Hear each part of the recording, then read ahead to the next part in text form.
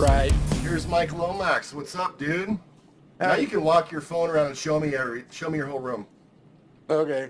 And it should pick up your drums pretty good too, actually. Let's see here if I can switch the camera angle. Also turn it sideways. Is that better? Yep, that's good. Real good. Cool. All right. So this is what we were talking about before, the snare here. Yeah. It's my Ludwig 5x14. Beautiful. And then the rest of it was the Ludwig kit, except for the DW floor tom over there.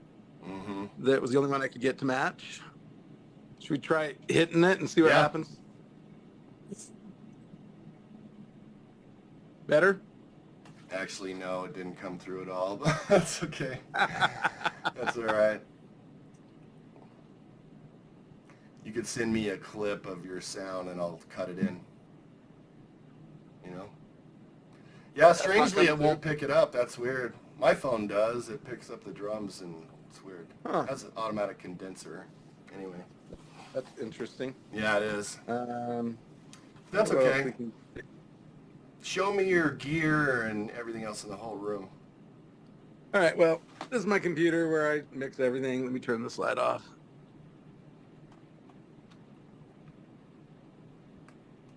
So this is my desk here. And I'm just using Scarlett, 2 Scarletts for my DA converters. That's cool. And there's a Gen 1 down here on the bottom and a Gen 3, I think, or a Gen 2 up top. So this is a super important question. How did you get them to stack? Do you have like both channels combined, all of them working, or how's that work? It's just, this is gonna, the top one is my inputs 1 through, I think it goes 1 through 12, even though there's only 8 channels. Okay. And then this comes through as just a continuation, picking wow. up 13 at that point. No way. Yeah. And is it because they're both Focusrites that they're stacking that way correctly? That might be what it is. I can't remember what I had to do. And I think what it is they connect in the back with a wire so that they are joined together. And then there's one cable out of this into my computer. Yeah. Okay, But so it's they're been a while. joined. Been a while since I've messed around with that, so I'm not 100% sure. Okay. Well, that is a big deal because I could do that if I could get my other interface to play with my other interface. I would have 16 channels. What interface are you using right now? So I've got the M8 Pro, and then my old one is the M. It's also M Audio, but it's the no, it's the Avid one. It came with my Pro Tools bundle, so it's the Avid 8. Gotcha.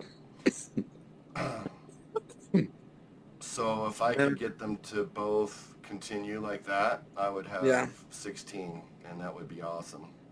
I think I'm using 8 on the first one and 3 on the other, so I'm running 11 microphones right now. Sick.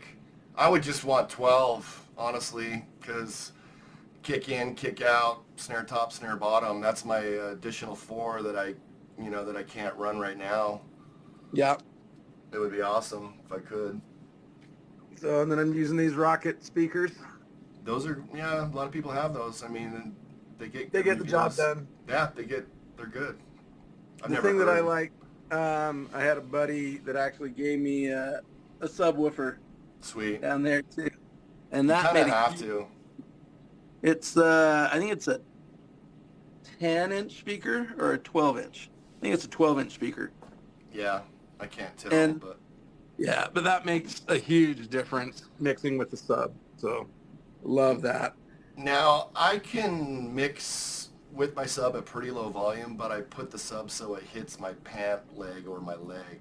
Does that make sense? Oh, yeah? So I don't have to necessarily hear it or excite the room. I just need to feel it on my leg. And I keep it that way.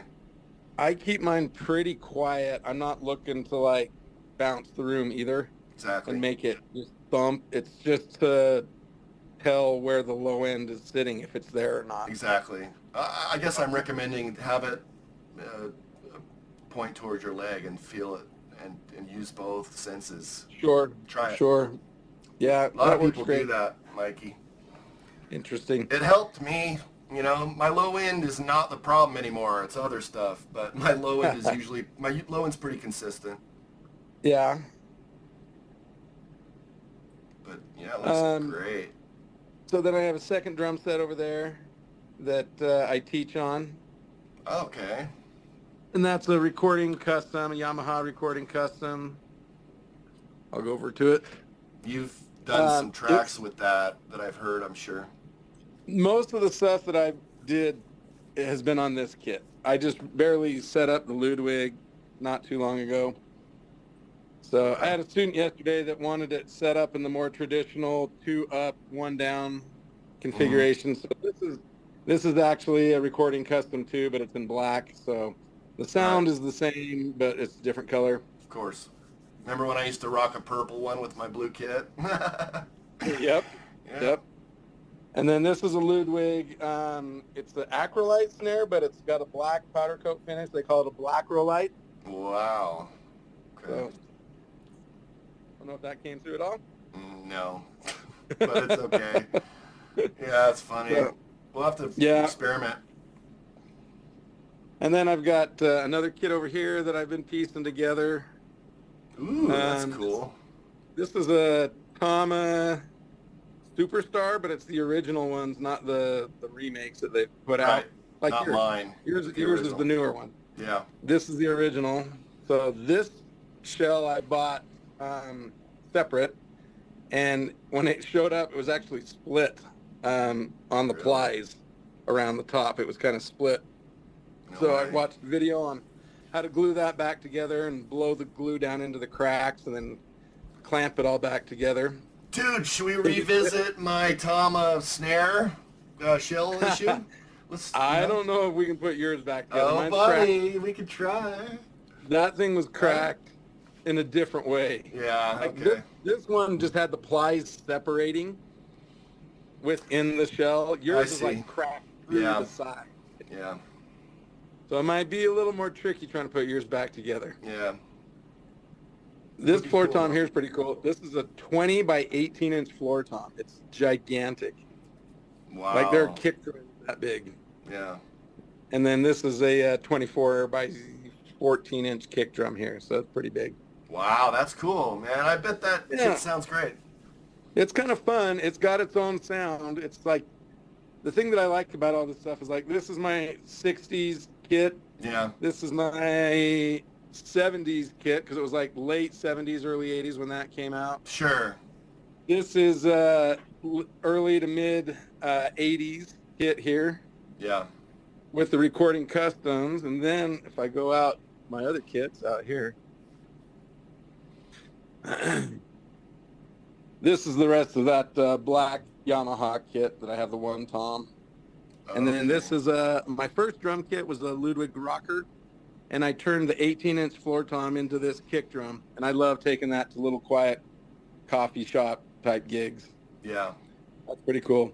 But then this blue one here is my Spawn kit, so that gives me kind of the late 90s sort of sound. Beautiful. Maple kit there. And then this is my Mapex kit that I got in like 2007. So I kind of got like a drum kit that hits every decade. Yes. And or genre slot or aesthetic. Yes. Now tell me, the Superstar kit, would that kind of slot into a prog rock, heavy rock type aesthetic? Yeah, it's, it was used a lot in the late 70s and early 80s. What's his name? Fusion drummer, Billy Cobham. He played these for a while, and he had a huge kit. He had a floor tom just like this. He had like a drum in every single size, and he got it stolen back in the day. No. And all of a sudden it showed up again. Somebody said, "Hey, I got this kit that I think might be yours." And he's like, "Yeah, that's definitely mine." And he gave it back to Tama.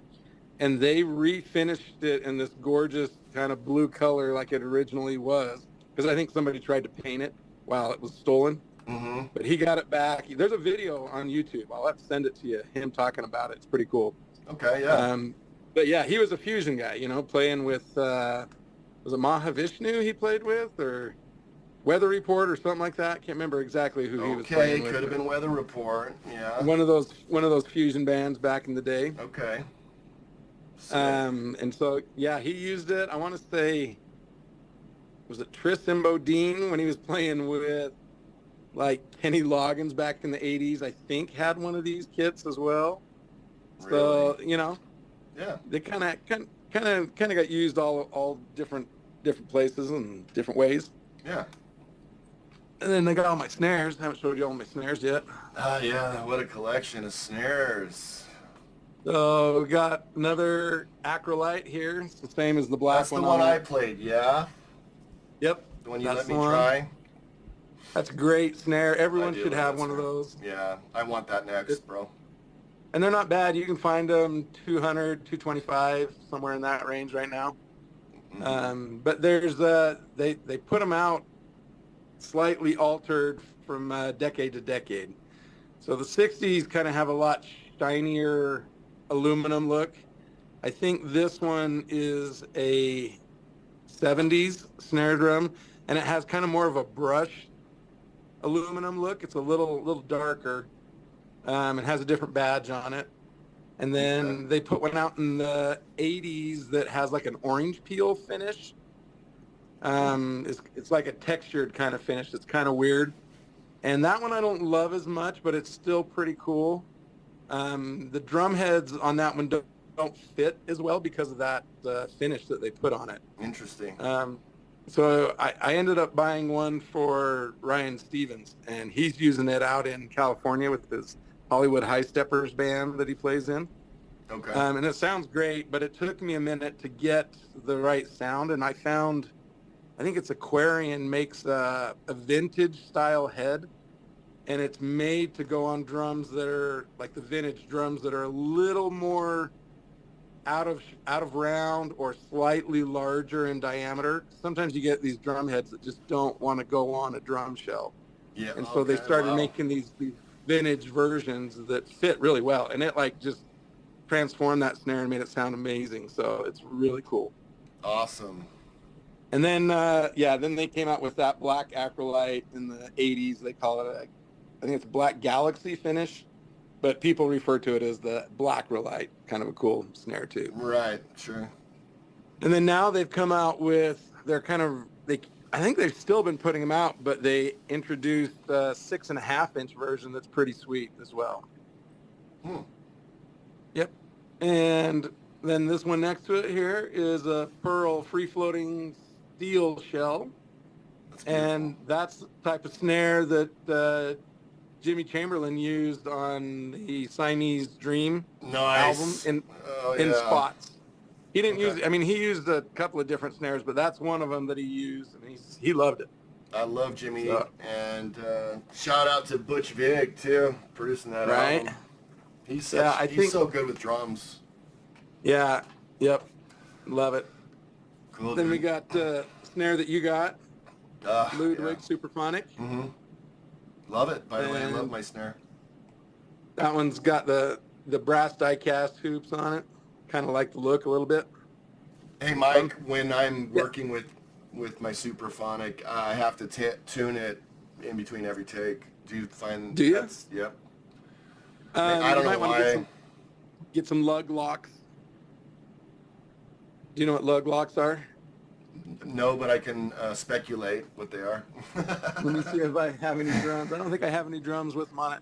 Usually it's a little thing that goes on right on the lug. Okay. And, sorry, let me point to this one. Kind of goes on it's almost like a washer, but they're usually rectangular shaped or some other shape that kind of That's what I need then. Because I have to tune it a lot. But, I mean, it's fine. It sounds killer, but in between every take I have to bring it back up. Yep. Get some of those. Look for lug locks. I think there's a bunch of different versions of it. A lot of companies make them. I'm happy with my purchase. That snare's been good to me, and you've heard the recordings. It's really recording well. It's a magical drum. It John is Bonham beautiful. snare drum. I can see how you like a couple options though, because the acrylite would be nice if I wanted like a little higher pitched, more poke, less beef type thing. I might want to switch them out, you know, for I recordings. actually, if I'm looking for a super fat sounding snare drum, I love the acrylite for that.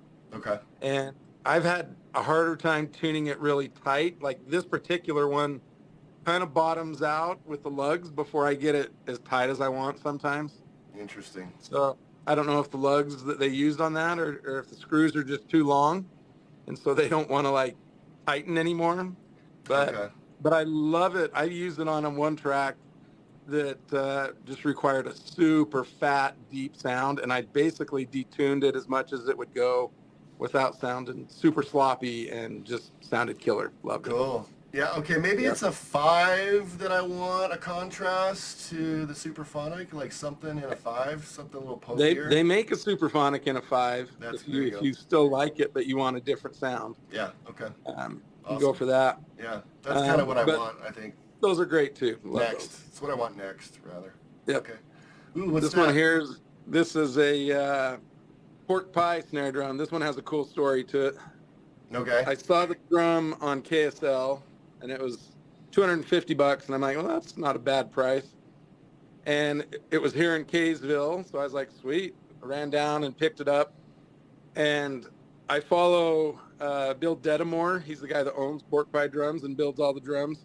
Okay. Follow him on Facebook, and so I kind of went through all his videos, and I saw him make a drum that looked, or a whole drum set that looked just like this drum. No way. So I took a picture of this with the serial number inside, and it's like, hey, I think I just bought this snare drum from the set that's in this video that you just posted, and he instantly like messaged me back, and he's like, where did you get that? And I was like, oh, I just found it on a KSL ad here in Utah and bought it used. And he said that drum went missing. He said I shipped it out and it never arrived to its intended Oh my owner. gosh, really? Yeah. And so I was like, oh crap. And I like said, so do I need to send it back to you or something? And he's like, no. He's like, I've been paid for it. He's like, I shipped it with insurance, and so he's like, I got my money out of it, and that's fine. And he's like, how much did you pay for it? I'm like, $250. And he says, well, you got a screaming deal. He says, that's a $700 snare drum right there. Wow. Yeah, you did get a good deal. Oh, because it got lost in the mail, huh? Yep. But it's a gorgeous finish. It's Mappa Burl. It is pretty. Yeah, it's real pretty. And then I added this. You ever seen these things? No. That's cool. You can do your rim clicks on that. Plus, it kind of matches the drum, which was really cool. Oh, sick. That's brilliant. Yeah. Now, I it make looks them like you with have those lug locks on every snare. Is that true? No, these just have washers on it. That's all these are. Okay. Just a washer. Okay. I don't know if I have any lug locks on any of my drums. Trying to look and see if I do. I don't think I've got any on any of mine. You sure have a nice collection of snares. Thanks. Yeah, this is an old pearl aluminum one here. Found that one used. Love that one. This is my first snare that I bought that didn't come with a kit back in the 80s, little piccolo snare, but it sounds like crap and I hate it. Really? Yeah, the throw off on it does not work very well, so I hate that. Right. And then this is a Tama, what do they call it? It's an Imperial Star badge, but it has a name. I can't remember what it is. King something or other. Gotcha. Well, anyway, so there's that Tama. Another Tama here that I won in a drum competition. That's a great little stainless steel drum. Yamaha Maple. That's a great drum that I've used quite a bit. This is what is this? This is a Sakai. Sakai is the same brand or the same company that made all of the Yamaha recording custom drums, but then they split off and started making their own brand. So it's a Sakai, and that's a 3-ply. It's poplar and maple, poplar, maple, I think. Okay. With re-rings on it. And then down at the bottom, this is my Spawn 24-ply snare drum. Wow. That's a thick sucker. This is another Sakai. It's a birch Sakai. And then this is Mapex. It's like a Black Beauty version. Okay. So where is your other Black Beauty? It's on the kit right here. Okay, there it is. Yep. So actually, Mike, maybe that's what I'll get as contrast would be a 5 Black Beauty. What do you think about that? Yep. I think you'd love it. Okay, done. And then I got some other toys, little congas. Yeah, you do. I got a little thing full of all the little percussion stuff, wood blocks, tambourines, triangles. Mike does little session play work drum. for all kinds of musicians, so tell me how somebody would get a hold of you to ask for some drum session work. Facebook probably be best. Mike Lomax at Facebook. I don't know what my Facebook. Just look up Mike Lomax on Facebook. Yeah. Yep. Yep. Dope. Cool, man. Cool, dude. Awesome room. Looks big Thanks. enough.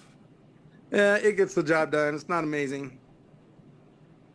You know. It is amazing, actually. You're blessed. Oh, my mics.